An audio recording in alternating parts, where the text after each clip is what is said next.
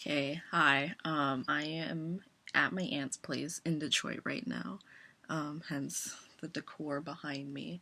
I'm from Windsor. I didn't say this in my previous video, but I'm from Windsor, Ontario, and I don't know if that information means anything to anyone because most people don't know where Windsor is, but it's across from Detroit. It's a Canadian city across from Detroit. Windsor in itself is like an okay place to live, kind of boring, but it's like an okay place to live if you're white, cis, straight, and you're not looking to be in any sort of creative field, like as a career.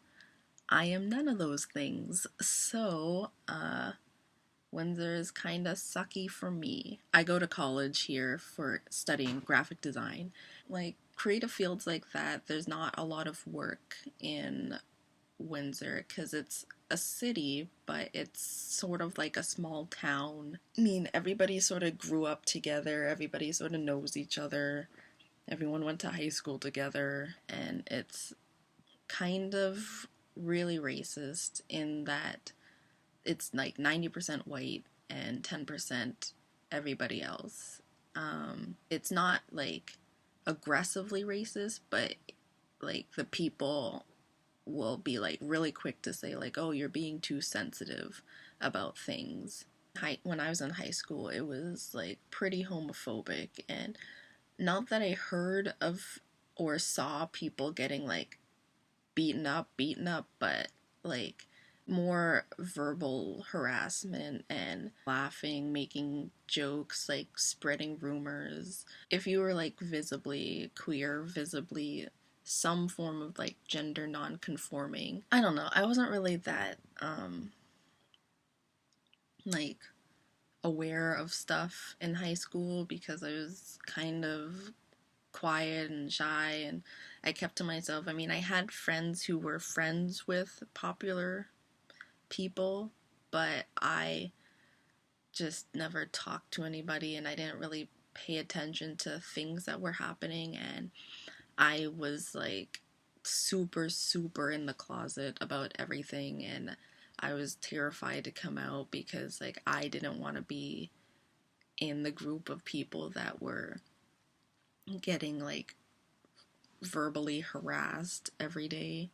After I graduated, I left Windsor and went to Toronto for a few years at an art school there. And honestly, if I never left Windsor, I don't think I would have come out.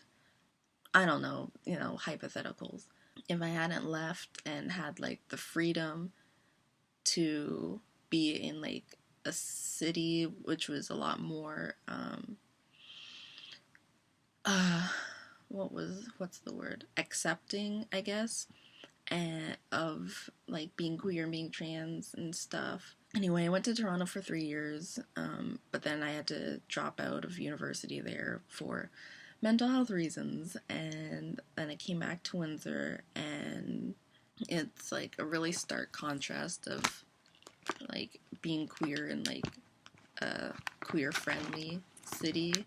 I have certain clothes and outfits or things that I wear that I don't feel safe wearing when I'm going out alone, or if I'm going out alone at night, or if I'm running errands and I'm gonna be seen a lot in. Like I have shirts that say like straight people, but with like a lot of question marks, so it's like straight people. And then I have a shirt that says the first gay right. Ugh. I have a shirt that says the first gay pride was a riot. I have a shirt that says, in space, nobody can hear you say there's only two genders. I've got a jean jacket, like from my suitcase here, that says like POC Solidarity, and POC stands for People of Color. So it says POC Solidarity against white supremacy. You can't really see it because backwards video. And like there's buttons on my shirt. Like this one says queer, and then everything else is just like cartoons and fandoms. Like this is from a comic book called Watchin. This is from a YouTube cartoon called Bravest Warriors. This one's just Sex Pistols. That's Storm from the X-Men, Wonder Woman. I don't know why I'm showing you all of this, but basically this is kind of... It's really the main shirt of, like, queer attire that I might wear out, and if I'm wearing anything excessively, not necessarily flamboyant, but excessively not cis straight looking, I usually save those clothes until I'm going out with other people so that I'm not alone. When I'm on the bus, and like I wear headphones all the time, and in the summer I always wear my sunglasses that are like super reflective, so people can't really make eye contact with me. Anyway, I wear those things, and I'm not always listening to music. Sometimes I just have my headphones on, but it's silent, and I hear people talking about me, and I see people staring at me, like staring really hard, and I don't know if it's just, their face, but it's really disorienting seeing people staring and whispering about me on the bus. Like if it's like a Friday night, I'm going to my sister's and I'm taking the bus at night, it's kind of sketchy because there can be like drunk people on the bus, and like I've been like verbally harassed by drunk guys before, just not so much yelling transphobic things, but just yelling homophobic things at me. I don't know if like Windsor's particularly dangerous, but it's really iffy because like even in class, it's not like nobody's aggressively homophobic, but they do say a lot of like trans misogynistic and like cis sexist things, and they do have like say a lot of like casual homophobic things, like using gay to mean stupid, and it's like I'm like, what? How old are you guys? I'm like, what year is this? Didn't you guys watch Glee?